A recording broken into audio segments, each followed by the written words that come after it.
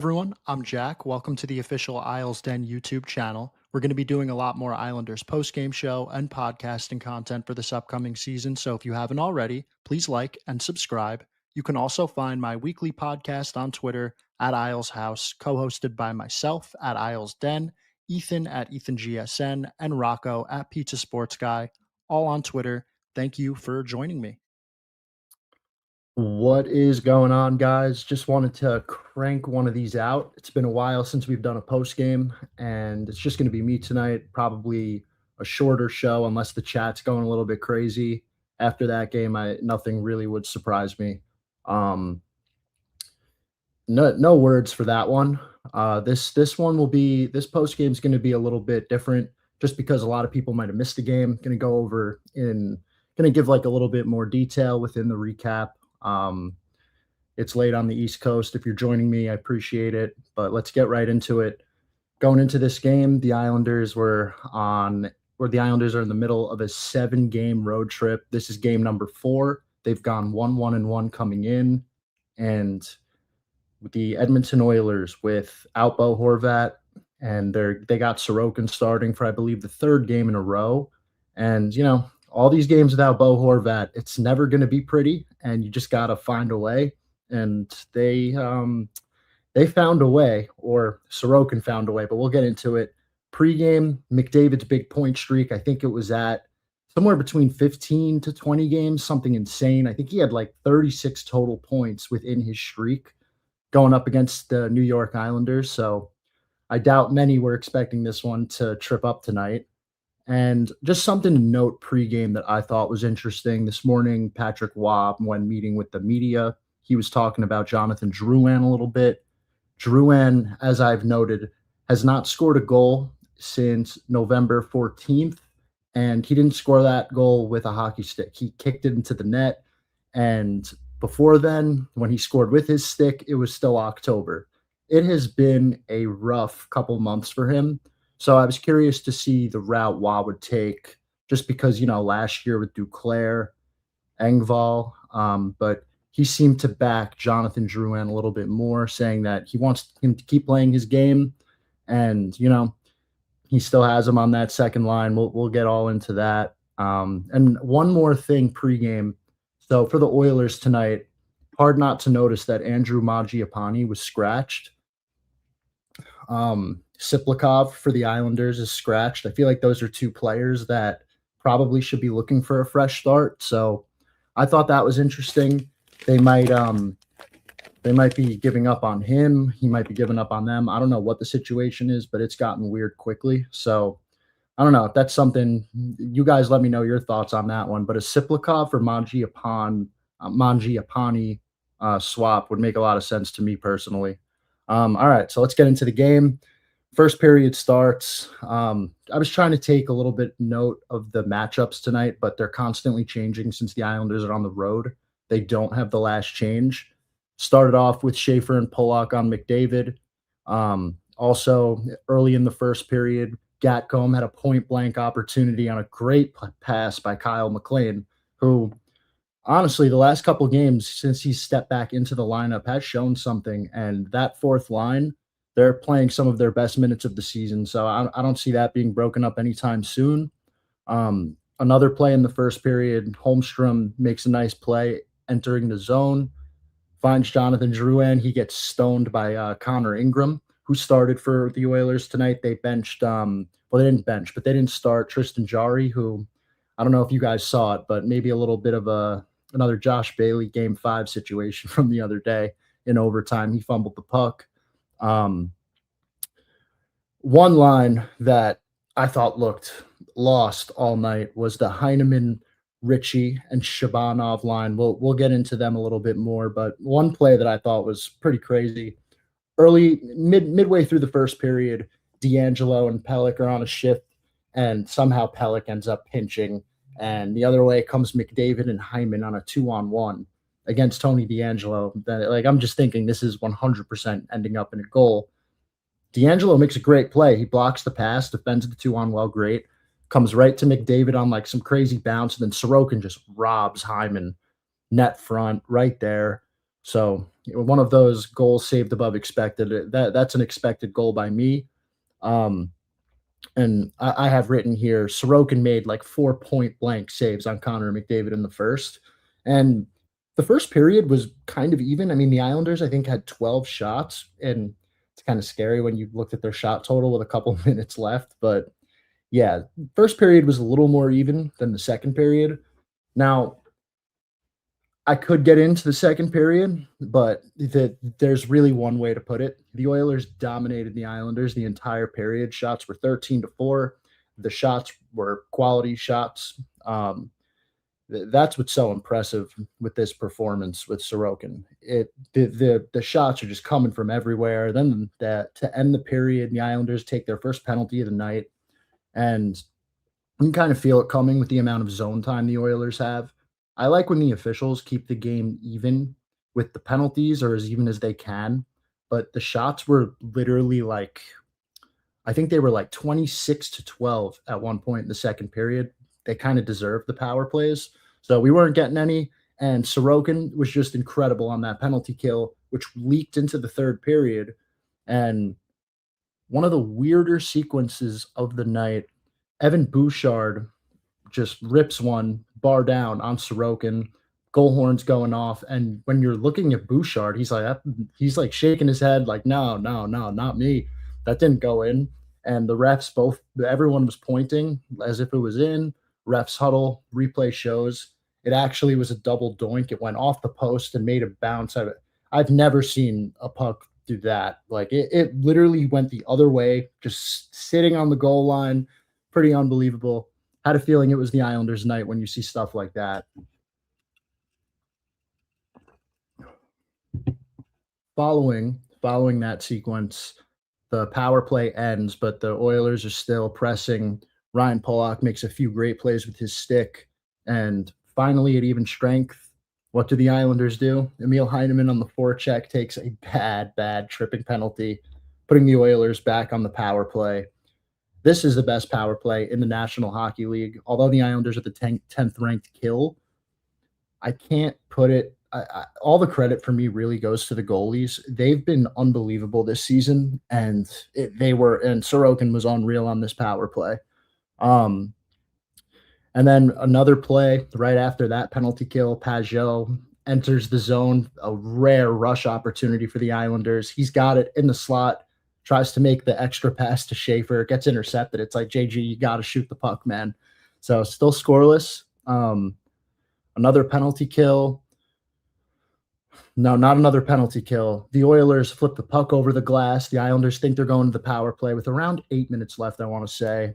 And the Knobloch challenges the call. Of course, it gets overturned, and we're back to even strength. But 2 minutes later, puck in the Islanders zone. Schaefer goes to take it, and Draisaitl just gets his he gets his stick in his skates, he trips him up, and it was just one of those you have to call.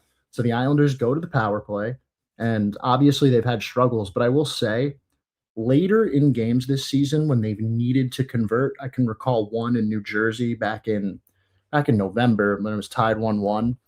They seem to find ways, and they found a way here. Barzal just trying to make magic happen, looking for that 500th point, flips it right in front of the net to Cal Ritchie, who was tapping. He wanted that puck then and now, and he got it, and he made no mistake. A no-look backhand to Duclair, who just put it right where it needed to be.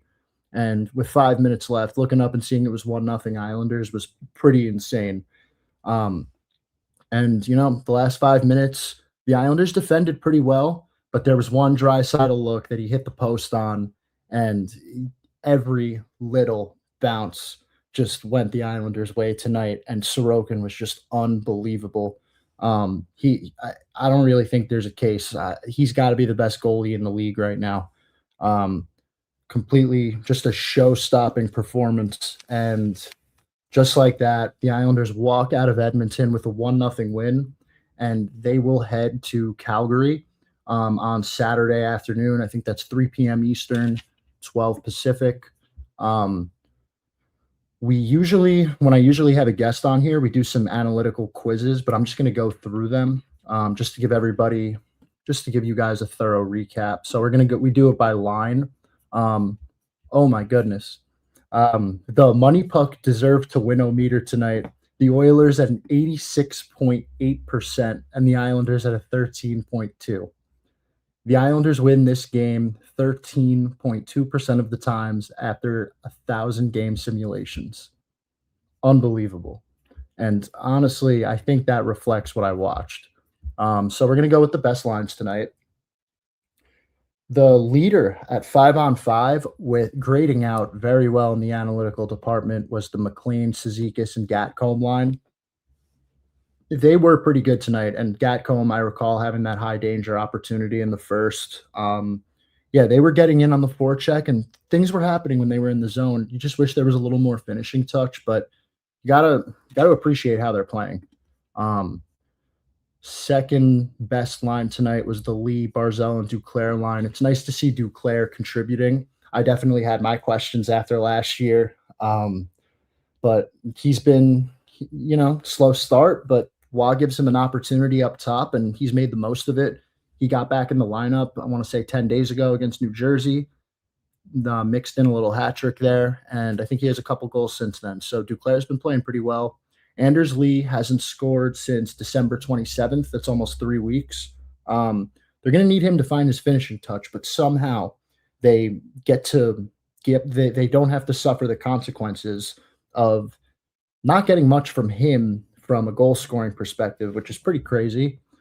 Um, After that, the third best line tonight at a 20% expected goals percentage was the Drouin, Pajot, and Holmstrom line. I think Simon Holmstrom has been playing much better recently. Pajot, on the other hand, I think has really not found his game since returning from injury, and he's going to need to be a lot better. Um, and you see plays like that from Cal Ritchie, and you see the team winning games without Horvat at the moment, even though I think we could all agree. I don't know if this is very sustainable. Um, but it gives you a little bit of hope that Ritchie's ready to take on that 3C role. And I don't know if Pajot is going to be here past February. Um, the worst line from expected goals percentage tonight, that would be Heineman, Ritchie, and Shabanov. I'm going to dive in on that a little bit more as we go along. So that was the worst one. Defensive pairs. Oh, the worst one was Mayfield and Boquist at, I want to say, like an 18% goal share, and tied was the Pelech and Polak pairings. Pelech was with D'Angelo, Polak was with Schaefer. This is the kind of stuff you expect to see when you're in your own zone the entire night. Um, Sorokin finished with 5.21 goals saved above expected. I think this is a stat though that overnight after some more film or information, I think it changes a little bit. So by morning you might know if that's the real number, but it wouldn't surprise me. He was unbelievable in this game. But something I wanted to touch on, Shabanov in this game just did not look great. He hasn't looked great in a few weeks. He got scratched. He looked a little bit better when he came back, but I'm a little worried about this player. I don't really see the 5-on-5 production compared to the power play points. I don't think there's an insane amount of 5-on-5 there. And when he's not in transition, he's a lot less dynamic, and teams seem to figure him out a little bit. Um, so those are some quick thoughts on Shabanov, and this game really just comes down to having a Vezina year goaltender in Sorokin. I was kind of expecting them to go with Riddick tonight after Sorokin played in Winnipeg and gave up 5 goals, but Wah wanted him out there against the best of the best, and he was rewarded for it. So never really questioned Wah about which goalie he goes to. I feel like as Patrick Wah, he's got a pretty good feel for that. Let's get to some comments. Craig, regular human bartender, you've just been Sorokin. Not a great outing, but anything is possible with the king in net. Yeah, he was like, just that is one of the best goaltending performances I've seen from an Islanders goalie. I can't even remember one like that, because it's a 36 save shutout, but these are not shots that were coming from the outside. I mean, they were just letting McDavid come in, Draisaitl, Nugent Hopkins, Bouchard ripping bombs from the point. This was Hyman in the slot. Like, this was an unbelievable performance. Best goalie performance I've seen in a very long time. So credit to him. And I just hope that he stays healthy and captures this Vezina trophy, because it means very good things for the Islanders, who are now in second place still in the Metropolitan Division, 3 points up on Pittsburgh, who have one game in hand. The Islanders have 2 games in hand on the fourth place Metro team and are 3 points ahead. That's the Washington Capitals, who suffered a 3-2 loss against the San Jose Sharks. But that wild card, these Atlantic teams, they're weird, and I don't know if they're good or not, but they just get hot and cold. I mean, the Bruins are on a 5-game winning streak. The Sabres are heating up. Things are tight in the East, and this is a crazy season with all the games kind of jumbled in due to the Olympics. So it's important to keep stacking these points, especially when they're not supposed to be getting them with Bo Horvat hurt. When Hughes went down for the Devils, I mean, they were getting destroyed. Ian, what a win. Go get EP40, Mr. Darsh. EP40 is risky. Like, I want it, but I want to acquire Elias Pettersson for the Islanders, but I also see so much risk there. Let's look up how old he is, because it always comes down to, is this guy still 27 years old? He's got what, like 9 years left on this deal. He's still very good defensively. I think he still has it. He feels like a player that needs a fresh start, but what if he gets that fresh start and the same shit happens? It's just like a nerve-wracking kind of decision to make in a season that's going so well. Is Darsh ready to put some chips in, mortgage a piece or two of the future? I mean, you have to imagine that it's like a buy low scenario. So just because things have gone south up there in Vancouver, who the Islanders play on Monday. So, and by the way, the Islanders lost to that team in Vancouver. Here's something that blows my mind about this team. They are 2-0 against Vegas. They are 2-0 against Edmonton. They beat the Dallas Stars. They beat the Avalanche. They lost one of those two. But then, they'll lose 3 to the Boston Bruins. They'll lose to Columbus. They'll lose to Vancouver. Just a weird season and a weird team where you really never know what you're going to get. But back on Pettersson, my package for Pettersson would be, I would give up the Colorado first-round draft pick. I would give up a prospect in, I'm throwing names out there, Aitchison, a first, Colorado's first, and one NHL player right now. That could be Siplikov, that could be Shabanov. As far as like Holmstrom, I don't know if I'm giving him up for Pettersson, just because he's such a, like, Holmstrom, we could argue all day. He's been playing great hockey recently, but if I'm trading Simon Holmstrom, like, I want something that's like really certain. I don't want to take a guy that's got, like, Holmstrom's the complete opposite of Pettersson. He's on a cheaper deal and he's producing. So Pettersson on an expensive deal, producing at like the same clip as Holmstrom, is a little worrisome for me. I'd rather a guy that's like more of a risk, like a Shabanov or a Siplikov. Maybe even one of the lower ranked prospects in that deal. So I think Vancouver wants a first. Just wanted to put that out there. That would be my package in. Chris the Duke. Yeah, Duclair has been heating up a little bit here. So I mentioned that hat trick, and he scored in Winnipeg. He's got goals in back-to-back games. He's got 5 goals in his last 5 games, and he just looks good out there. He's flying to pucks. There was a play when it was 1-0 where, the goalie comes out, Duclair's flying around. You could tell he's got that energy going. You could tell the guys love him. So it's really awesome to see. And, this is what the Islanders signed Duclair for. They signed him to play with Barzal and Horvat. So early in the season, it's like, what are we doing with this guy? I didn't really think that him in a bottom 6 role was going to translate to success for him. So I'm glad to see Wah made that adjustment, and it's working out for everyone. So good for Duclair. Tom LaFaso, hello from Edmonton. That must be awesome.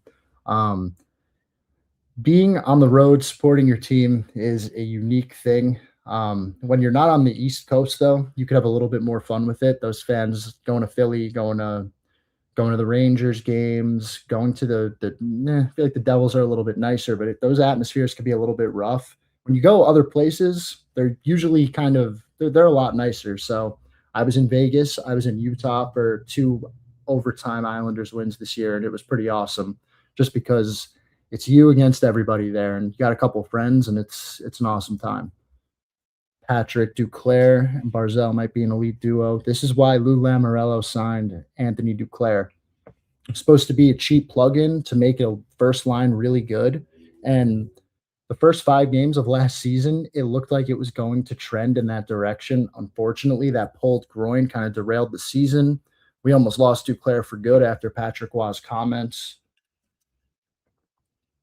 It's just really good stuff we're seeing out of him right now. And I hope that Waugh sticks with it. I hope that not 1 or 2 bad games gets Duclair off of this line. Wouldn't even mind an experiment of Horvat, Barzell, and Duclair. I feel like that could be lethal right now with Duke humming. Lefty. Completely shocked we won with a power play goal. I am too, man. Like I said it before, when they need to come through, they do, but you can't ignore the stats. They haven't had a power play goal in their last 5 games. Hell, it feels like it feels like they're not even getting opportunities. So it's been pretty crazy. And I was most impressed with Cal Ritchie here. Just like we're so used to seeing this dynamic play from Schaefer at age 18 that this guy at age 20, I mean, he's been making plays this season, and he's been doing a lot of impressive things that are kind of flying under the radar a little bit. He's up to 11 points, 12 points in 36 games. But, his first 10 games or so, I think it was very slow for him. I think it took him a while to get going.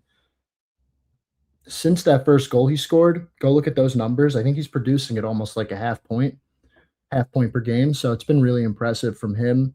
And his development, it's just all going in the right direction. There's going to be nights where he might be invisible, but it's all kind of part of it. And he also has a sneaky good defensive stick, and he's good in his own end. So I love the future for this kid. And we got to be careful about the term untradeable, unmovable, but like that is not somebody I'm looking to move, and it's someone that I think is a core piece of this future. So that's awesome to see him making that play, stepping up when Bo Horvat is out. That's exactly what this team needed. Father Coops 9, what a win. What a win it was. Just in Edmonton, in the middle of this road trip where they're now 2-1-1 through 4 games. You win one more, and you're not going home with a losing record. And we haven't even had Bo Horvat in the lineup yet, so you just got to love that. Bean Burrito Enjoyer, deserve to win meter is crazy. I might have to show it. If I could figure out how to show it here. It is pretty insane. Let's see if I can get it up here. Yeah, 86.8 to 13.2 for the Islanders. And the scary part is that really did match the eye test. Let's see if I can get it in here.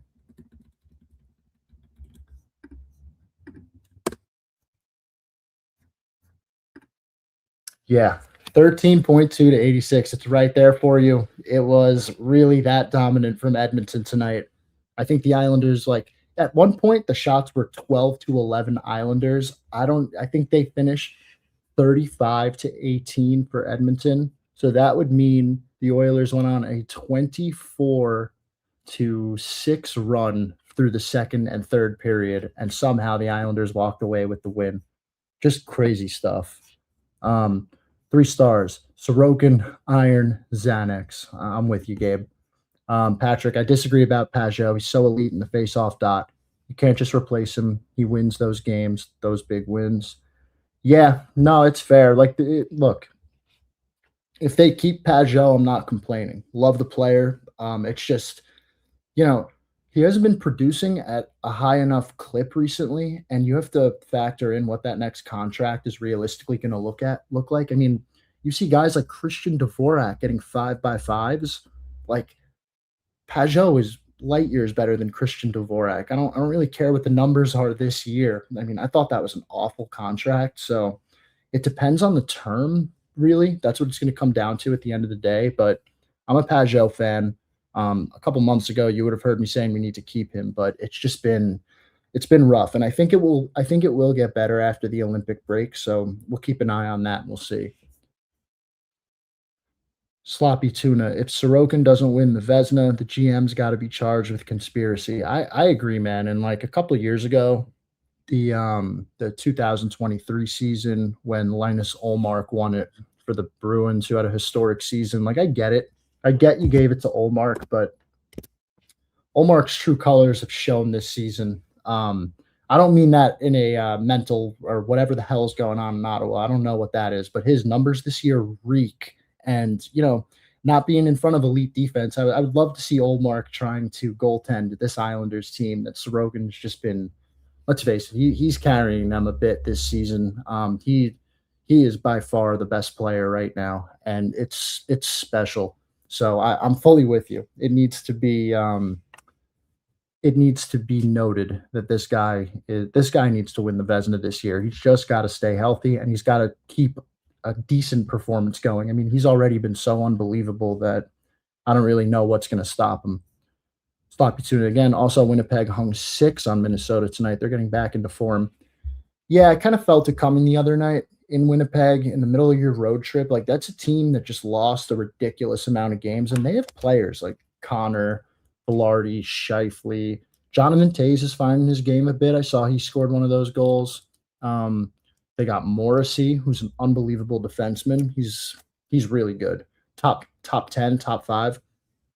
You guys could argue that one, but yeah, desperate team. Islanders coming in, and it's weird because the Islanders are usually the team that is chasing everyone in the standings in years past, and this year they're in second place. It's like they're not going to have that level, and they still almost walked out of there with a win.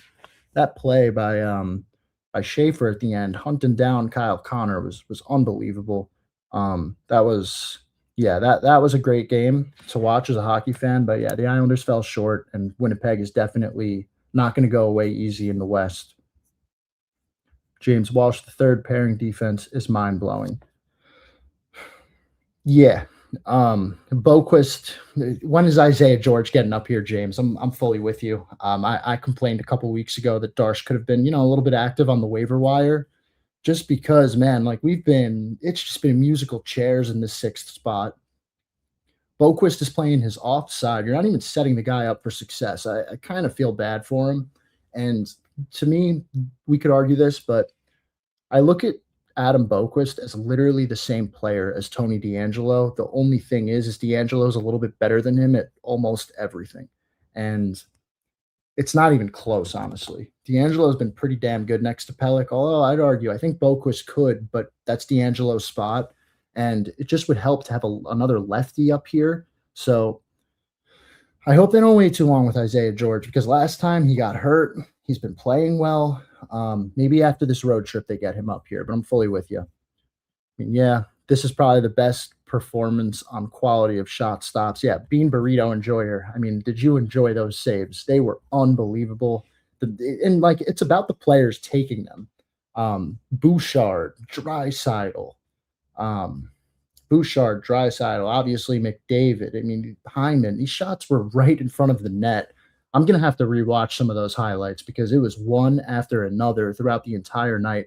Sorokin is such a weird goalie.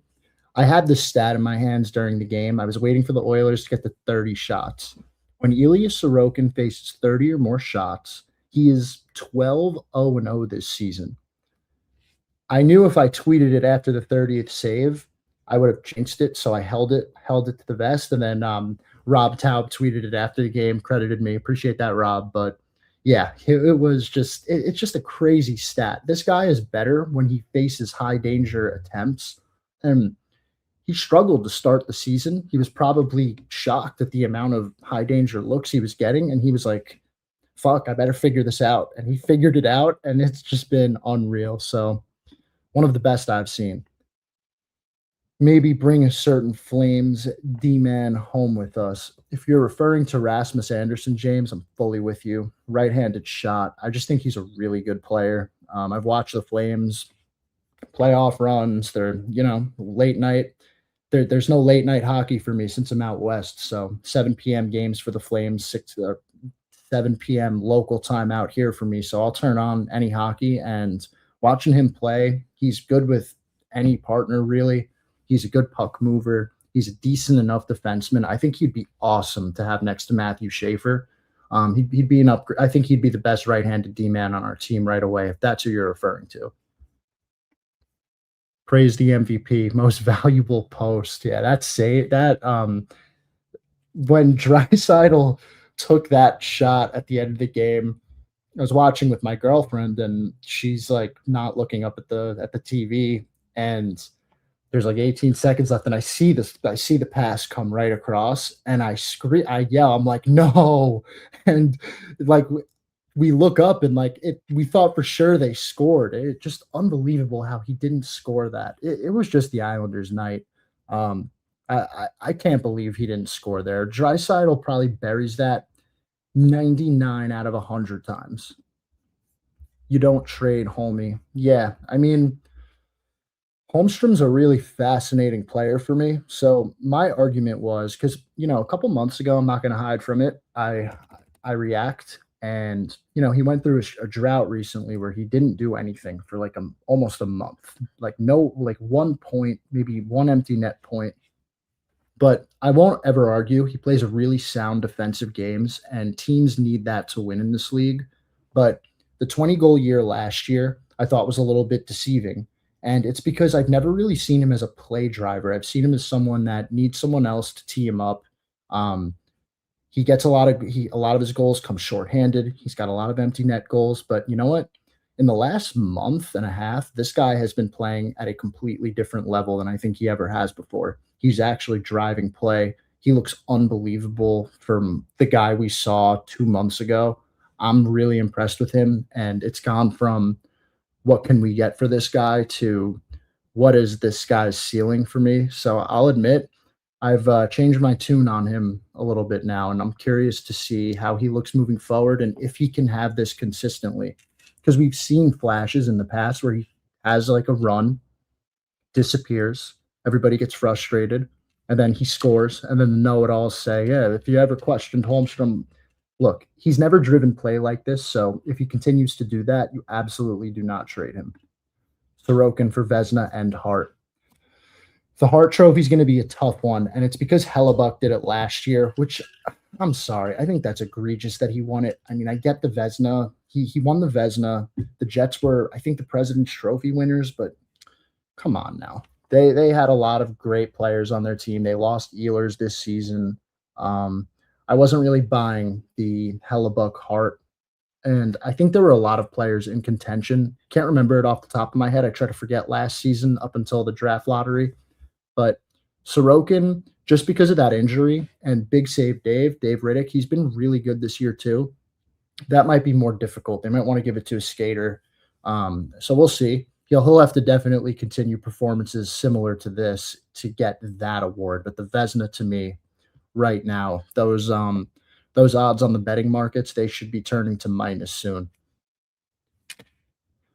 Bean Burrito Enjoyer, if Duke is going to get hot, now would be the time with Bo out. He's done it. I mean, they've needed contributions from guys in their lineup with Horvat out to begin with. But when you have Lee not score for 3 weeks, when you have Pajot, I mean, Pajot makes $5 million. Lee makes $7 million. Drouin makes $4.5 million. You got like 16 million, and then Bo Horvat makes $8.5 million. You have $25 million of goal scoring that have completely disappeared. Holmstrom and Duclair have chipped in just enough, and Heineman, of course. These guys are chipping in just enough to help this team win. So major credit to Duke. We needed it, and we're getting it. It gets nasty out east. Like you're talking about the environments. Yeah, Boston. I forgot about Boston. So when I actually was in Utah for the Islanders Mammoth game in November, I ran into really, really random, but I was in the hotel and I was wearing an Islanders hat, and someone pointed me out, was like, you going to the game? Turned out to be Chris and Brandon Tanev's parents, and I was talking to them for a while and thought I'd never see them again. But turns out that I ran into them again once I was in the Utah arena, and they pointed me out. I was talking to them for like 30 minutes, just trying to make some conversation. I was like, what's the worst place you guys have ever seen a game?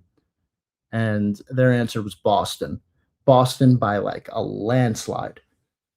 And that was because in Boston, like these people were saying all types of shit to them, like your kid, we hope your kid like gets injured and stuff. It was just insane, but really great people. But I totally believe you. Gets like the Rangers fan that push the Bruins fan down the stairs when they get blown out. Yeah, Ranger fans are just as bad. I mean, you've seen the videos of them getting worked. Dom, I'm sure this is the game report. Let me see if I can get it up here real quick. Let's see. This is going to be the individual skater analytics from tonight, I believe. Yeah, let's get it up here. So this is the work that our friend Dom does. He gets us the on ice report for all the skaters. This is it tonight. Oh my goodness, it's all the Edmonton Oilers logo. Wow. I've never seen a chart like this in a win for the team that does not have any of the players in the top 10. This is pretty crazy. So the best skater for the Islanders on Dom's metrics would be Casey Cizikas. This matches what we read on Money Puck. Simon Holmstrom, the worst. I don't know about that one. Yeah, this is where the analytics sort of tripped me up tonight a little bit because I thought the Drouin and Holmstrom line were going pretty well in the first period, but they must have had a brutal, brutal second. It was just every time you looked up, the Oilers had a great A. So thank you for this, Dom. Let's keep going here. President Lee, friend of the program, was supposed to be in Edmonton, missed due to weather in Toronto. Holy fuck, what a game. Oh, that sucks. But hey, I was actually supposed to be there too. I was trying to make the trip out there. It just got too expensive, but yeah, you'll get back there one day. Maybe for the cup this year. Who knows if this magic continues. We have 3 duos on this team. So, here we go. Your 3 duos are Duclair, Barzell, Pajot, Holmstrom, the proctologist, and Bo Horvat. I fully agree with you, man. Duke and Barzell are awesome. Bo Horvat, Emil Heineman. Yeah, these lines have been humming all year long. So just got to figure out like that third line mate for both of them. Drouin, I thought was okay with Holmstrom and Pajot. I kind of am second guessing myself now due to those analytics. But yeah, I remember Drouin had a great chance in the first. Yeah, who's going to play with Heineman and Horvat? I wouldn't mind like switching. That might be the only duo I'm a little bit like iffy on. Because Heineman beloved by this fan base already, but you know, he does have like 5 goals in his last like 20 games. So I don't know. I would welcome a change there, but at the same time, who the hell are you changing it for? So I love the Pajot and Holmstrom one. That might be my favorite. And Duclair and Barzell, there is something there. D'Angelo with no talent. Patrick, after a while, worked with Sorokin. He's been elite. No idea why they didn't start last year. Well, it actually happened too with the goaltending coaching change. So Waugh isn't going to work with Sorokin unless he's like, what the hell is this other guy doing? It's been an important change and one that's translated into a ridiculous amount of success. Barry D Bags. Jack, you still want to trade Duclair? Can we be honest? I wouldn't say Duclair is untouchable. But we really can't at the moment because if they're not going to use, Siplikov's had a bad season. He has like 1 point. His last goal came, and I think there was still baseball on. So without him, with the injuries going on, there's not much. You're at the end of the line with McLean here and Gatcomb and Siplikov. Like one more injury and there's nothing. So you keep Duclair, especially with Paul Mary's season-ending injury. No, and I don't know if I ever was dying to trade Duclair. President Lee, Holmstrom in hockey is the equivalent of Jazz Chisholm in baseball. Yeah, Jazz Chisholm in baseball. He must. I don't know baseball like this. Baseball is my off season from sports in general. Like once we hit the end of the cup in June, I'm not watching shit until September when the NFL comes on. I have no idea the comparison here, but I'd imagine that Jazz Chisholm is an extremely streaky MLB baseball player. And with that, that will do it for tonight. I might run one of these on Saturday. We will see. They play the Flames at 3 p.m. Eastern, and then Monday they have the Canucks at 10 p.m. Eastern as well. But 618 people in here, pretty crazy for 12:30 on the East Coast. So really appreciate you guys tuning in, leaving me some great comments, and have a great weekend, everyone, and take it easy.